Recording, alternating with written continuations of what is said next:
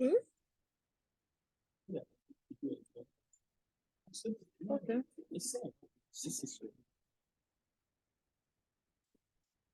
Mhm.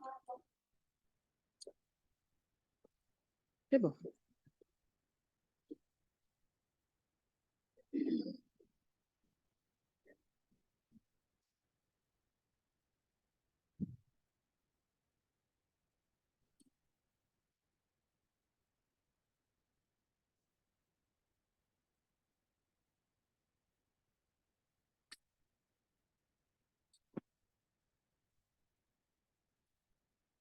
Mhm.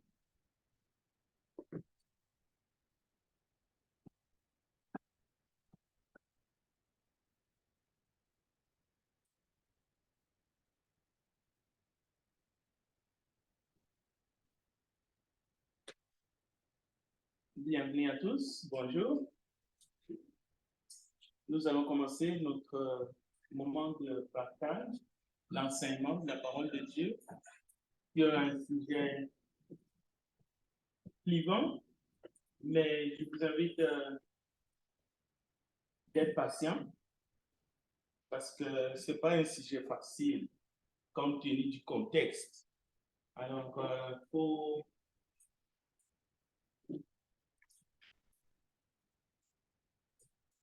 nous allons seulement nous concentrer sur la parole. Et je sais que l'Esprit de Dieu va nous aider. Nous avons encore un mercredi pour essayer de regarder peut-être des questions qui vont nous venir en esprit. Donc, profitez-en pour que nous puissions connaître la volonté de Dieu en toutes choses. Je remercie Dieu pour votre présence, y compris ceux qui sont présents déjà à travers les réseaux sociaux.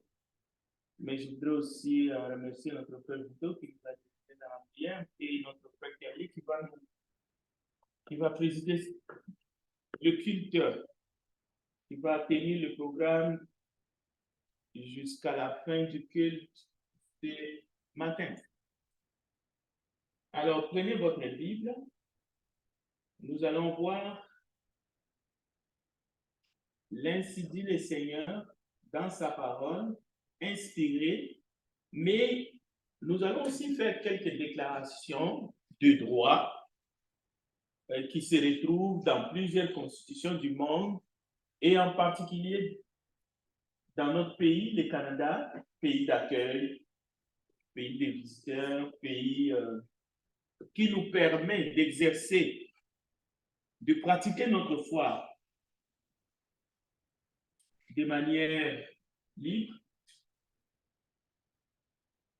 Alors, entendu que déjà le Canada est fondé sur des principes qui reconnaissent la suprématie de Dieu et la primauté du droit, c'est quelque chose qui est vérifiable à travers la Constitution.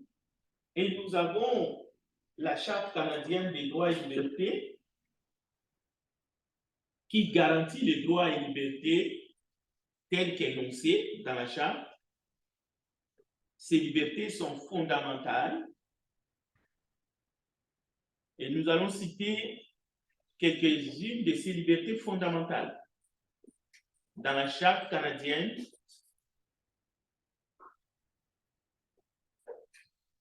des droits et libertés.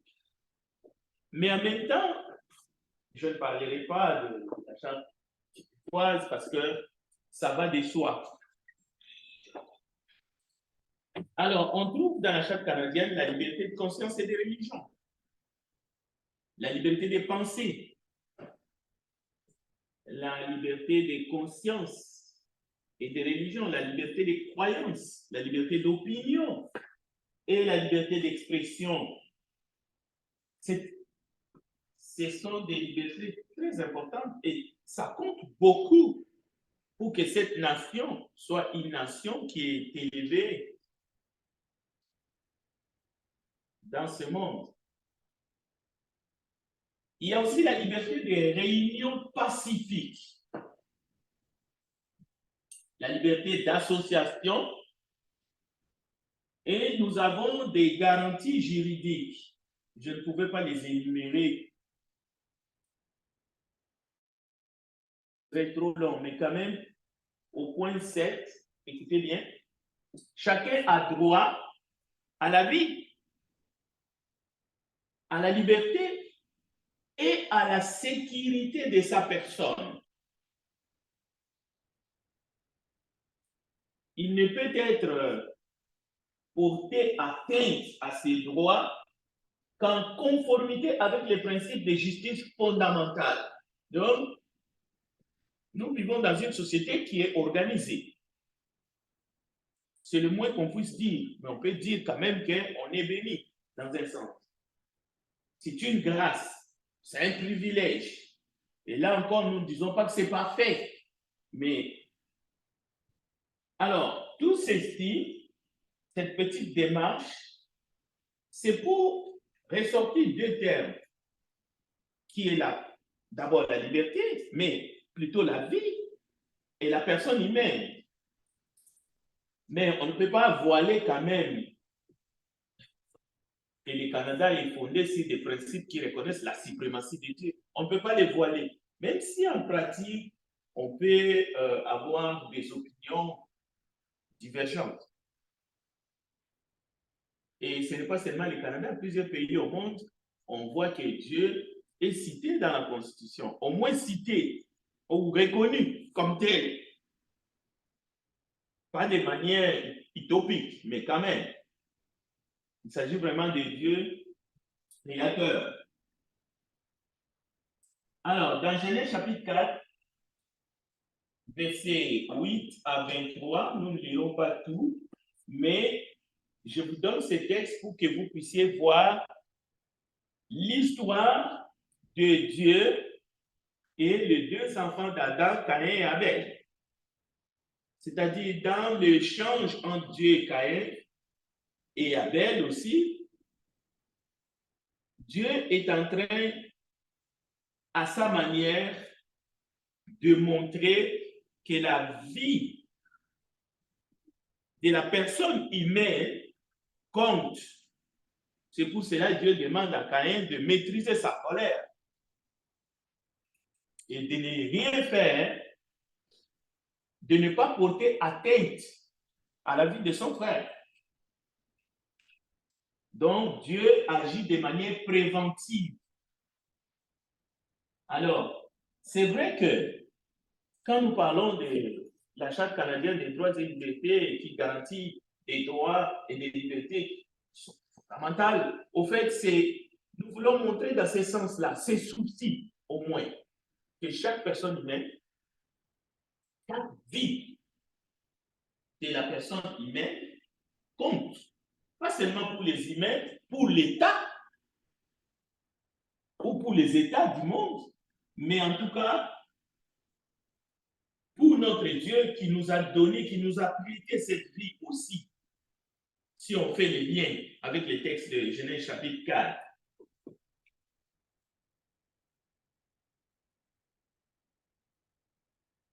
Mais ce n'est pas seulement la vie humaine de la personne que nous, les humains, nous allons décider. Nous allons voir à travers les Écritures un autre verset, Exode 25, 25, Exode 25 à 26. J'aimerais qu'après nous lit ces textes pour aller voir que le Créateur va plus loin dans son désir de protection. Parce que lui, c'est un abri. Lui, il est notre référence. Au fait, il est notre Père. Quelqu'un peut nous lire. Lui va plus loin. Il voit la vie peut-être là où les humains ne le voient pas. Exode 25, 25 à 26.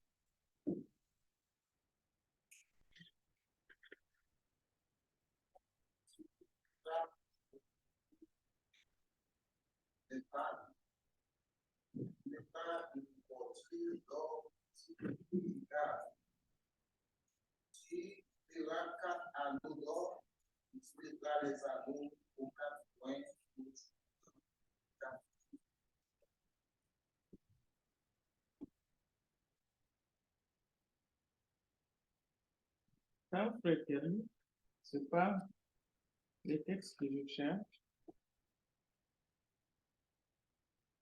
Peut-être lis-moi Exode 21, 14. Exode 21, 14.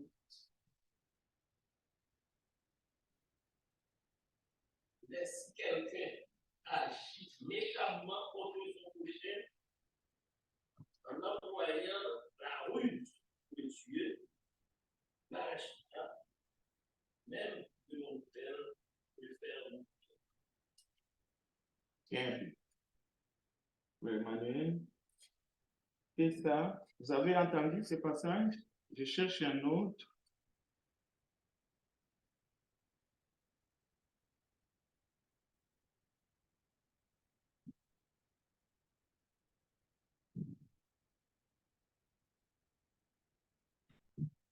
Je vais les citer.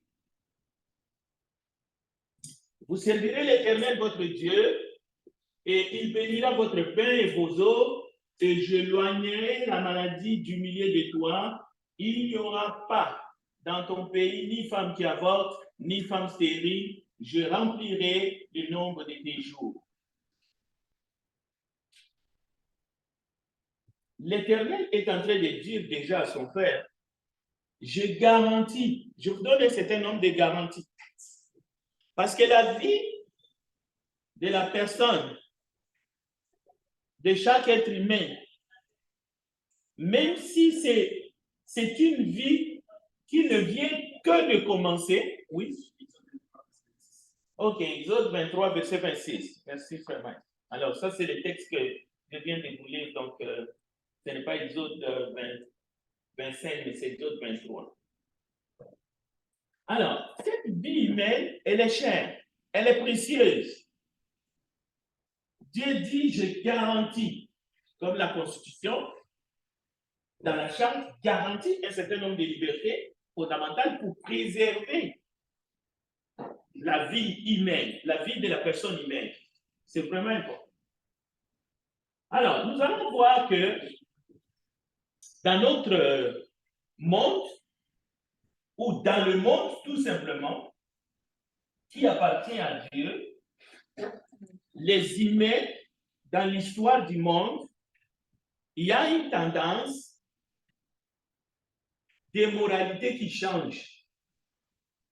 On peut dire la nouvelle moralité, mais en réalité, les humains décident de réhabiliter. Voilà comment est-ce qu'on peut définir la nouvelle moralité. Ce n'est pas dans le sens nouvelle, des choses nouvelles qu'on découvre ou qui n'existaient pas avant. Non. La nouvelle moralité peut être définie comme ceci. C'est la réhabilitation de toutes les immoralités depuis la création du monde. C'est-à-dire, on réhabilite ces choses, dépendamment des périodes, des temps et des circonstances, dépendamment aussi des sociétés. Parce que ce qui est réhabilité ici, peut-être que si vous voyagez, vous allez trouver que ce n'est pas réhabilité ailleurs. Il ne s'agit pas non plus de tout généraliser, parce qu'on peut faire des déclarations qui sont tout simplement fausses, dépendamment des peuples, dépendamment des civilisations. On peut circonscrire ces nouvelles moralités. Telle moralité est réhabilitée dans telle partie du monde, mais pas ici, mais telle autre est réhabilitée ici et pas là-bas. Et ça crée comme ça des tensions, des débats ou tout simplement des discussions. Mais on s'arrange aussi. On s'arrange.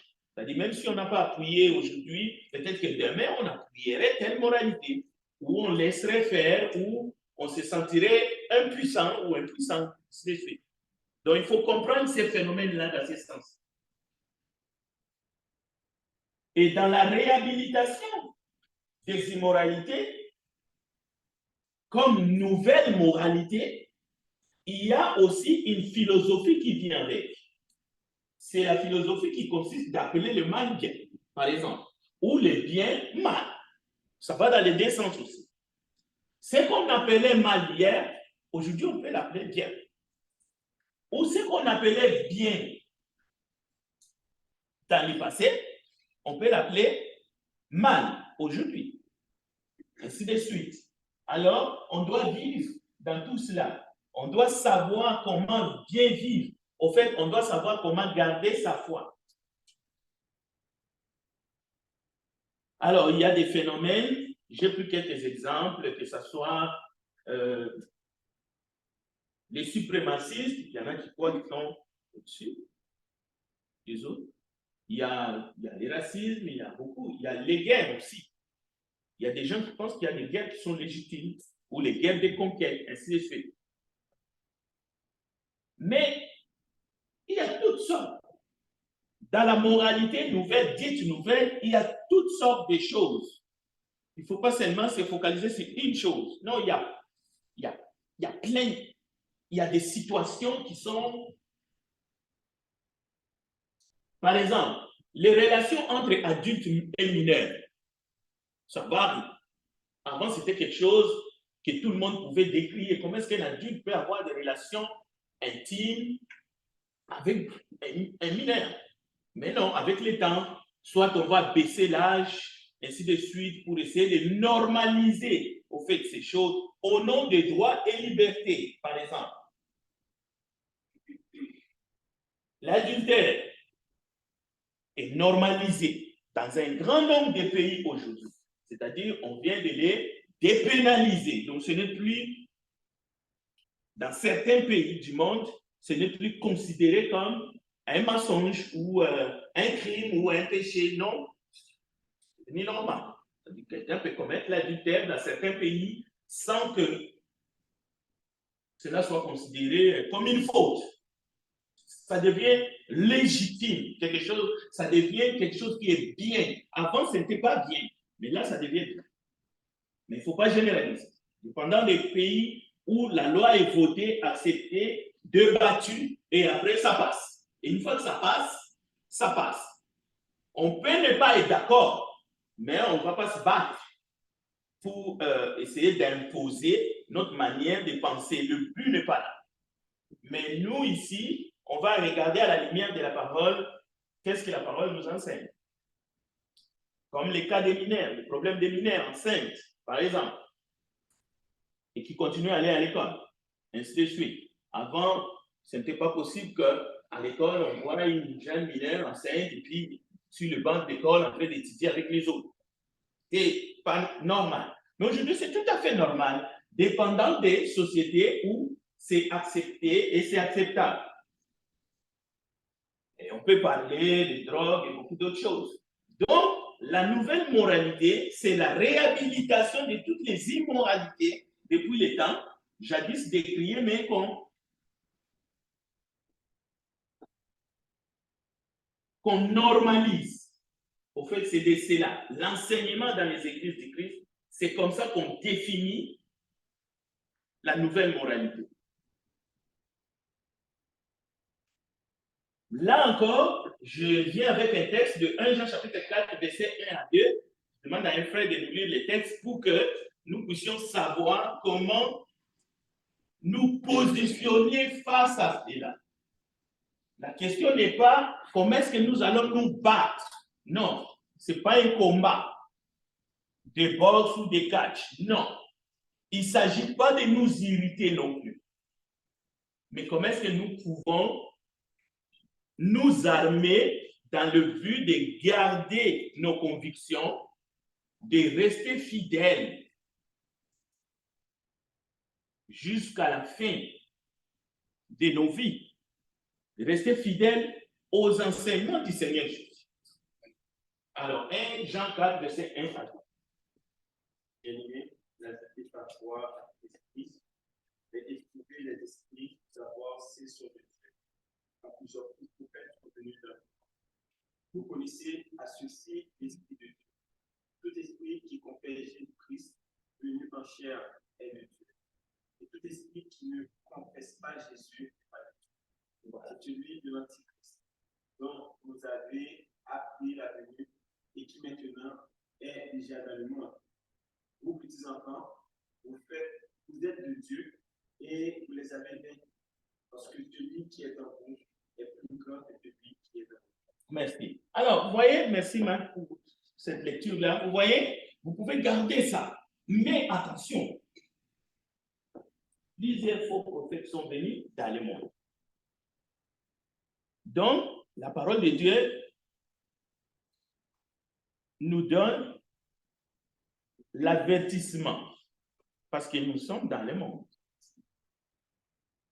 Nous ne pourrons pas changer ce monde ou imposer la grâce de Dieu dans ce monde aux gens du monde qui ne les désirent pas, qui ne les souhaitent pas. Mais au moins nous savons. Les faux prophètes, ça veut dire ici, c'est des gens qui enseignent autre chose que la volonté de Dieu, qui prêchent, qui vont essayer de faire comprendre aux gens, voici peut-être ce qui serait bien pour vous. Parce qu'un prophète a pour but d'amener le peuple vers une direction bonne quand il s'agit d'un prophète de Dieu ou mauvaise quand il s'agit d'un faux prophète, comme cela nous dit. Mais l'enfant de Dieu doit discerner. Pourquoi discerner? C'est pour qu'il ne se laisse pas, qu'il n'embrasse pas les faux prophètes, mais aussi pour qu'il ne suive pas les enseignements du faux prophète. C'est pour cela que nous avons choisi pour les dimanches d'aujourd'hui la lecture du jour que nous allons garder jusqu'à la fin du culte. C'est 1 Corinthiens chapitre 6, versets 18 à 20. Parce que nous allons beaucoup parler des œuvres de la chair qui est l'impudicité. Alors, cherchez dans votre Bible 1 Corinthiens chapitre 6, versets 18 à 20, toujours dans le cadre de savoir comment se comporter, comment est-ce que nous devons nous tenir loin des œuvres de la chair qui peuvent venir des faux prophètes ou des enseignements, mais qui peuvent venir de nous-mêmes aussi, parce que nous avons un corps qui a des désirs qui sont contraires aux désirs de l'esprit. Nous sommes là en train de nourrir nos esprits avec la parole de Dieu, mais de temps en temps, n'oubliez pas que notre corps a aussi ses désirs. Mais nous verrons aussi, et ça c'est fondamental dans l'enseignement de ce matin, que ce corps-là, ce n'est pas le diable. Notre corps, ce n'est pas le diable. Même s'il a ses appétits, même s'il a ses désirs qui sont contraires à ceux de l'esprit, notre corps, ce n'est pas le diable. Notre corps, c'est Dieu qui nous l'a donné, c'est pour notre bien, c'est un véhicule où l'Esprit de Dieu demeure pour les chrétiens, mais que nous devons contrôler. Il ne faut pas que le corps nous contrôle, mais il faut que l'Esprit qui habite dans ce corps donne des injonctions, ce qui n'est pas le cas pour les gens du monde. Pour les gens du monde, c'est le corps qui décide. Si son corps décide de faire ceci, ben, il le fait. Ce n'est pas la parole de Dieu qui régit l'entité qu'il est. Quand on dit entité, donc, c'est que corps, esprit, âme, ça forme l'entité, ça forme la personne que vous êtes, que nous sommes. Alors, 1 Corinthiens chapitre 6, verset 18, nous allons même voir, et ce n'est pas contradictoire, Dieu nous donne un corps, ce n'est pas mauvais de dire que mon corps m'appartient, ce n'est pas mauvais. Mais c'est réducteur de se limiter là. Parce que la parole de Dieu va nous révéler autre chose. La parole de Dieu va nous dire que ce corps ne nous appartient pas. Ce n'est pas contradictoire. Il ne faut pas l'entendre de cette façon. Parce que vous risquez de vous tromper. Bien, c'est un langage qui est d'abord charnel, c'est ton corps, c'est Dieu qui te l'a donné. C'est Dieu qui t'a créé. Il a mis ça à ta disposition. Mais en même temps, ce corps appartient à toi. Alors, 1 Corinthiens 6, 18 à 20, un lecteur ou une lectrice, suivez bien.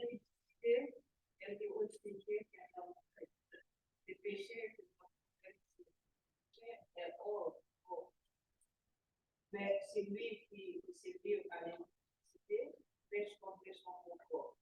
Et ça ne veut pas que votre corps est une forme de cet esprit qui est dans vous, que vous avez réussi et que vous voulez vous abattre les prêts à vous-même. car vous avez été rachetés à un grand prix. Glorifiez donc Dieu dans votre corps, dans votre esprit, qui appartiennent à Dieu. Ce n'est pas une contradiction. Votre corps et votre esprit appartiennent à Dieu. Mais c'est lui qui pêche. Hein, la sœur Matani a bien dit, écoutez bien. C'est lui. Quelque autre péché qu'un homme commette, ce péché est hors du corps. Mais celui qui se livre à l'impudicité pêche contre son propre corps. Donc, c'est ton corps. En mon fait, dire mon corps. Mais le verset 20, la vérité s'amplifie. Ne savez-vous pas que votre corps est le temple du Saint-Esprit de Dieu que vous avez reçu de Dieu et que vous ne vous appartenez point à vous-même? Et le verset 20 se termine, car vous avez été rachetés à un grand prix. Glorifiez donc Dieu dans votre corps et dans votre esprit qui appartiennent de Dieu à Dieu. Maintenant, le rêve serait, parce que vous avez compris ces principes de la parole de Dieu, vous partez en guerre contre tout le monde. Non, il ne faut pas en vouloir ceux qui ne comprennent pas cette vérité que vous avez compris parce que vous appartenez en Christ.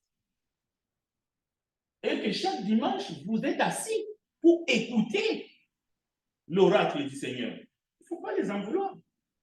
Quand ils comprendront peut-être, ils reviendront à la raison. Mais vous devez être au clair de ces choses, de ces vérités. Cela veut dire, vous avez la connaissance que vous ne pouvez pas faire n'importe quoi avec votre corps. Et c'est ce message que nous avons reçu, mission, comme parents, de transmettre à nos enfants. Je dis bien de transmettre. Je ne suis pas en train de dire de les imposer ou essayer de les brimer. Non, transmettez fidèlement le message. C'est ça qui est notre mission. Alors, voyez ici, encore, nous avons plusieurs passages. Je vais choisir, par exemple, Néhémie. C'est toi, Éternel, toi seul, qui as fait les cieux des cieux et toute leur armée, la terre et tout ce qui est sur elle, les mers et tout ce qu'elles renferment.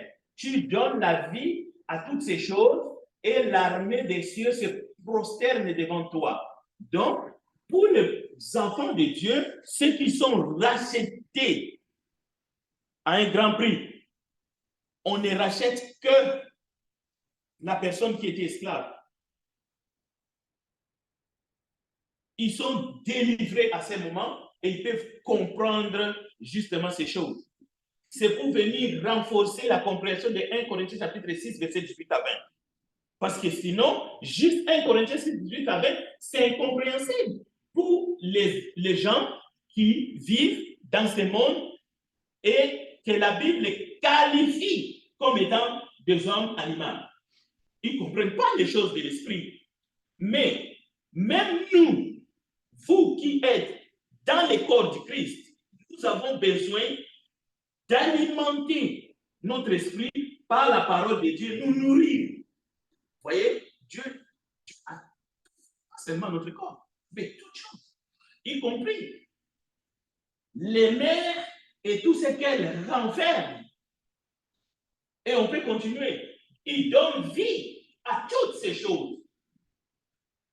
L'homme est devenu un être vivant, un esprit vivant, vivifiant. Pourquoi? Parce que Dieu a soufflé dans ses carcasses que lui-même il a pris de la terre, il a façonné lorsqu'il a soufflé. Et puis, voilà, l'homme est devenu une âme vivante. Sans oublier les animaux, bien sûr. Est-ce qu'il y aurait des questions?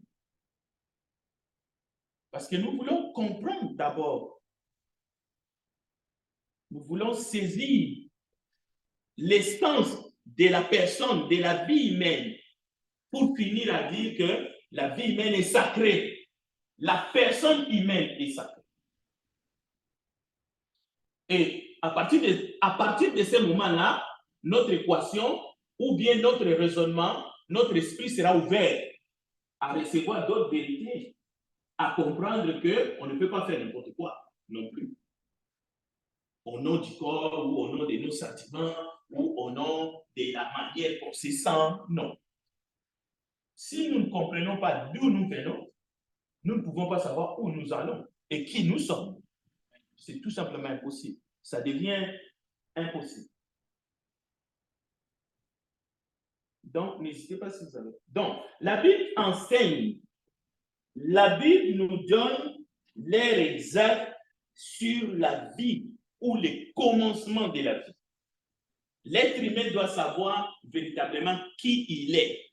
Quand nous disons l'être humain, nous ne parlons pas des chrétiens. Nous parlons vraiment de l'être humain. L'être humain. Chaque être humain a par exemple un code génétique.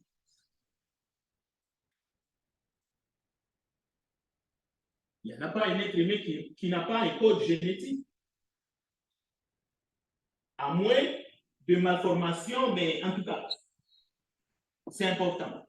Mais le plus important pour Dieu, que nous voyons dans la parole de Dieu, ce n'est pas seulement comment la vie, elle commence à la conception. Non, la parole de Dieu nous révèle, même avant la conception de l'enfant, David et d'autres prophètes comme Jérémie disent que Dieu nous connaissait. D'accord? Je n'étais encore qu'une masse informe, mais tes yeux me voyaient. Okay? Jérémie dira aussi la même chose. Mais vous allez rencontrer des gens dans ce monde et ne soyez pas étonnés. Ne vous mettez pas contre les gens, ne condamnez personne qui vont nier ou qui vont faire des débats sur exactement quand est-ce que la vie commence. Pour une raison simple, c'est à cause de la nouvelle moralité. C'est parce qu'ils veulent justifier quelque chose. C'est parce qu'ils ont des intentions. C'est ça qu'il faut comprendre. Donc, nous devons nous dire à ce niveau d'études que il peut arriver, comme c'était le cas du neveu d'Abraham, Lot, de se sentir troublé parce qu'autour de lui, il y avait inconduite, il y avait impudicité. Les gens vivaient d'une manière terrible. Ça peut nous arriver. Mais nous avons plus d'informations que le neveu d'Abraham, Lot. Nous ne sommes pas dans la peau de Lot. C'est pour ça que je dis ça peut nous arriver. Mais nous ne sommes pas dans la peau de Lot. Lot n'avait pas autant d'informations que nous avons aujourd'hui. Prenons un exemple. Jésus nous promet d'être avec nous jusqu'à la fin du monde. Et plus encore. Nous avons tellement de promesses de Jésus dans la parole de Dieu et même dans nos cœurs, dans nos esprits, que l'autre. C'est pour cela, Jésus ne nous demande pas de réclamer sa vengeance d'abord. Jésus ne nous demande pas d'implorer que Jésus revienne vite pour venir massacrer les gens qui se comportent très mal. Il ne nous demande pas, par exemple, de réclamer la vengeance contre ceux qui nous font du mal ou du tort. Non, mais Jésus dit qu'il est lui-même la vengeance. Il dit la vengeance m'appartient. Il le dit comme ça. Mais il ne nous demande pas de réclamer, de faire comme les martyrs qui sont là-haut, que Jean a vu, qui réclamaient. Jésus ne nous demande pas de nous mettre dans la peau d'Abel. comme les sangs d'Abel criaient vengeance. Non.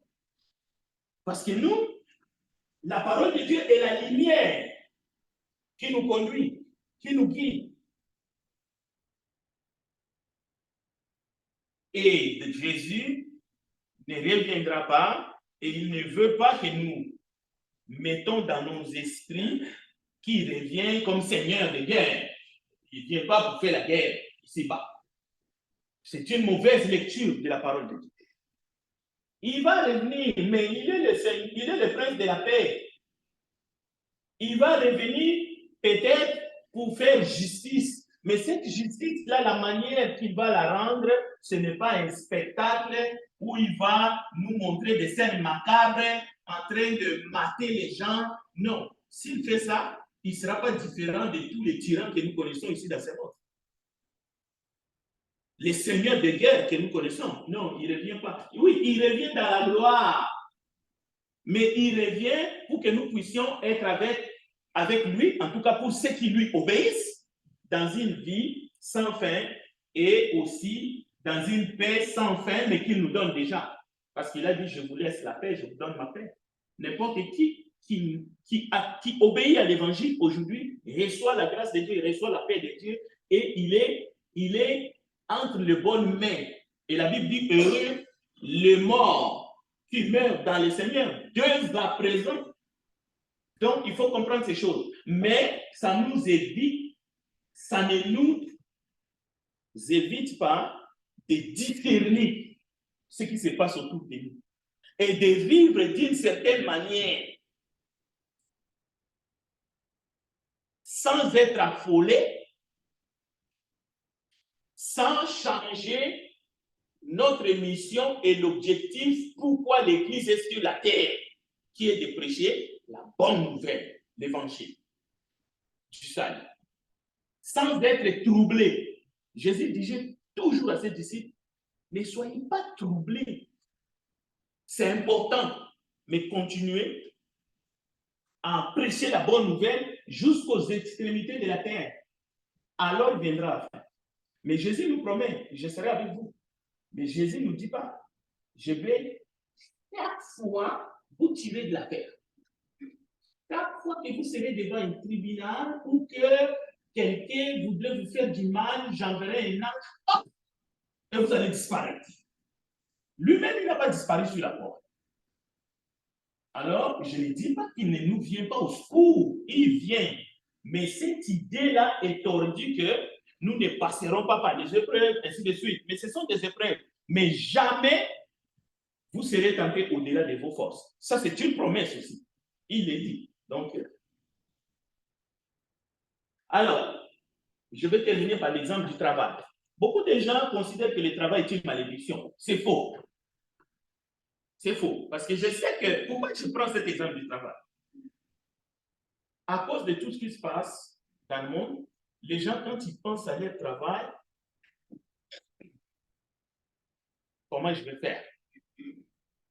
Si j'adopte telle attitude, si je dis la vérité, peut-être que je peux perdre mon travail, je peux perdre mes clients, et je pourrais même être licencié. Et d'ailleurs, il y en a qui se font licencier. Donc, vous devez adopter les idées qui vont dans le sens de la nouvelle moralité. Mais le travail est une grande bénédiction pour l'homme, en tant que responsable. Parce que le rôle de l'humain était quoi?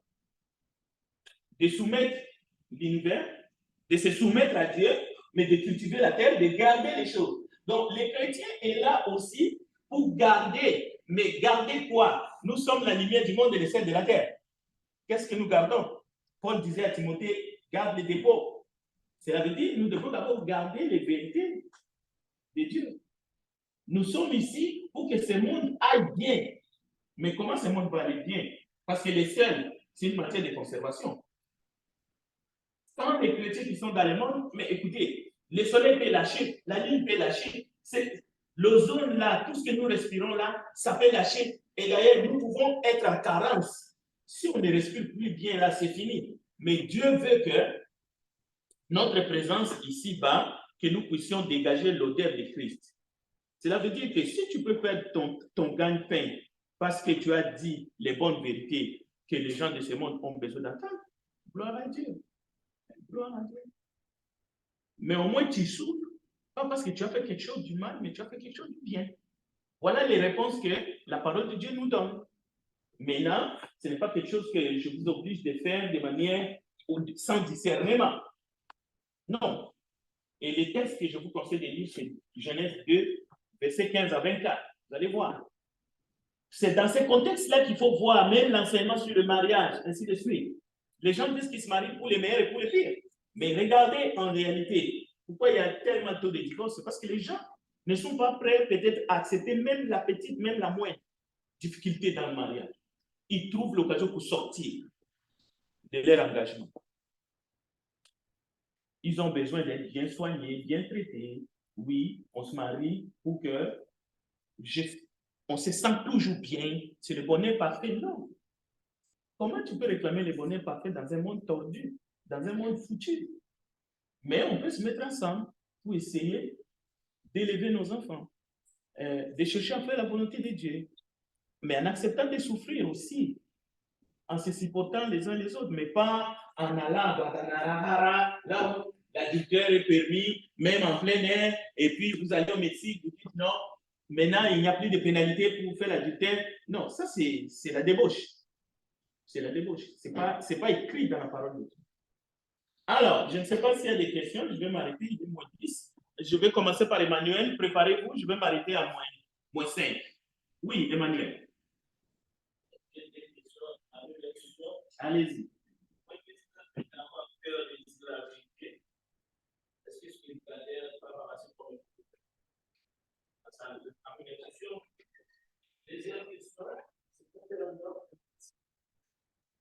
Oui.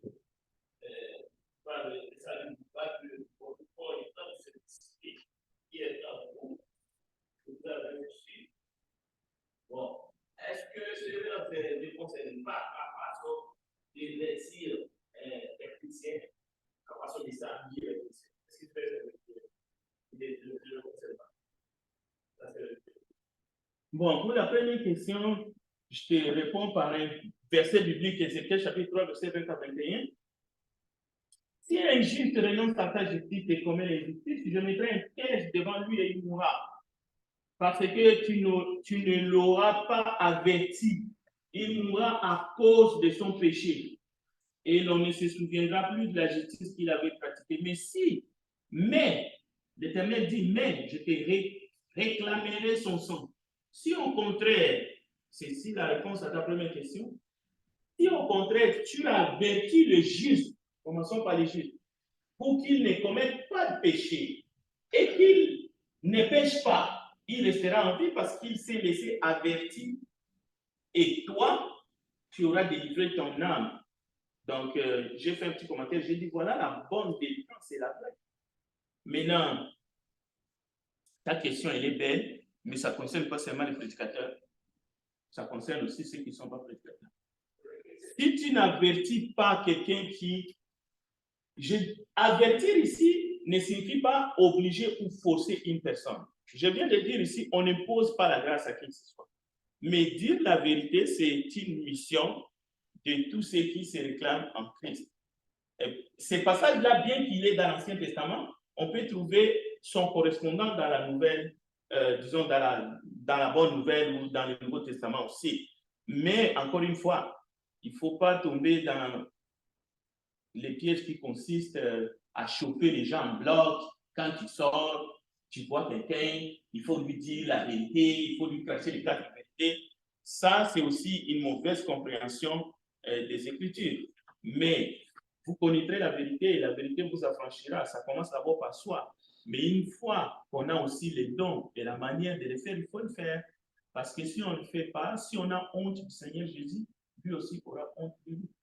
Maintenant, ça ne concerne pas seulement les prédicateurs, ça concerne les chrétiens en général, même les parents.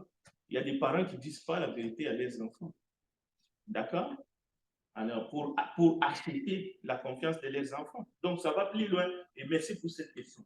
Maintenant, pour la deuxième question, ces textes-là parlent de beaucoup de choses, y compris ce que tu viens de dire, y compris ce que tu dis. Mais ça parle de beaucoup de choses. il ne faut pas les diminuer, mais il ne faut pas l'amplifier à l'extrême. Il faut les garder dans son contexte. Mais je tirais l'impudicité, parce que même sur l'entête de votre Bible, vous allez voir fouiller l'impudicité. Parce que l'impudicité, ça veut dire beaucoup de choses. Ça ne veut pas dire seulement le sexuel. Non, loin de là. L'impudicité, c'est vaste. Bien. Quelqu'un d'autre? Oui. Oui, vas-y, Mike.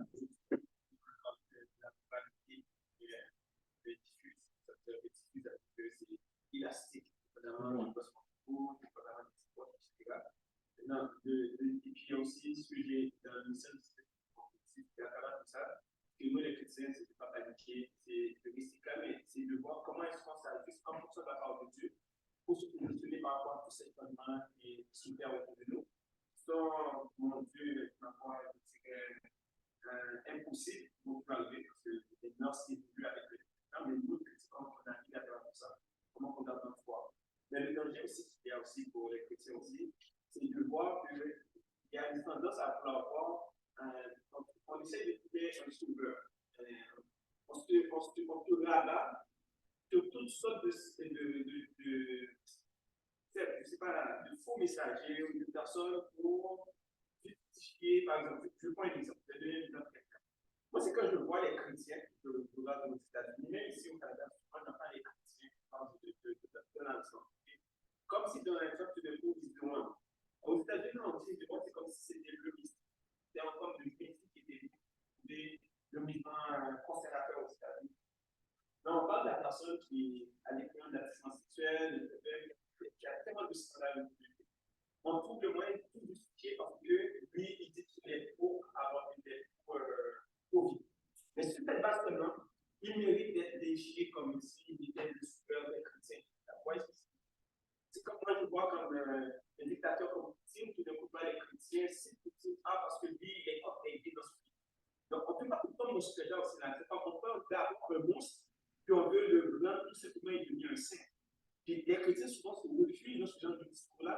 C'est comme si on vient valider les comportements de ces gens, parce que tout simplement, ils ont pris. Il y a un aspect qui fait notre appel, puis on se dit, lui là, il représente ça, lui est comme tel, tout d'un coup, il vient là, on doit cela est en arrière. Et moi, c'est pendant l'église et bon, on sera tous, moi-même ici aussi, c'est dans tout, et puis les chrétiens, comme dans ce piège-là, il faut vraiment se garder, tout ça, se garder notre tête vraiment en place, et regarder la chose en fonction de son ensemble, et regarder qu'est-ce que la parole dit. C'est quoi? On tombe dans la limite, c'est là qu'on est capable. D'accord. Merci vraiment pour les commentaires. Alors, on va terminer par une prière. S'il n'y a pas quelqu'un d'autre, je pense que c'est ça que nous avons compris. Nous avons notre responsabilité, comme le Père Mike a dit, mais il ne faut pas tomber plus bas. Prions ensemble. Nous te bénissons, tendre Père, pour ta grâce. Donne-nous encore tout ce que nous avons besoin afin de continuer à faire ta volonté dans ce monde. Et ce que tu nous demandes, c'est comme tu nous as aimés, que nous puissions aussi aimer notre prochain et lui transmettre le message de paix, le message de réconciliation, le message de grâce entre l'homme et toi, le Dieu Tout-Puissant, le Dieu grand, le Dieu de miséricorde et le Dieu de grâce qui veut toujours sauver, qui veut guérir et qui veut délivrer. Seigneur, nous te remettons l'étude de ce matin. Permets que nous puissions communier avec toi les uns les autres, avec ta parole, et que tu puisses nous remplir par ton esprit. Glorifie-toi au milieu de ton peuple. Bénis ta parole. Au nom de Jésus-Christ, nous avons ainsi prié. Amen.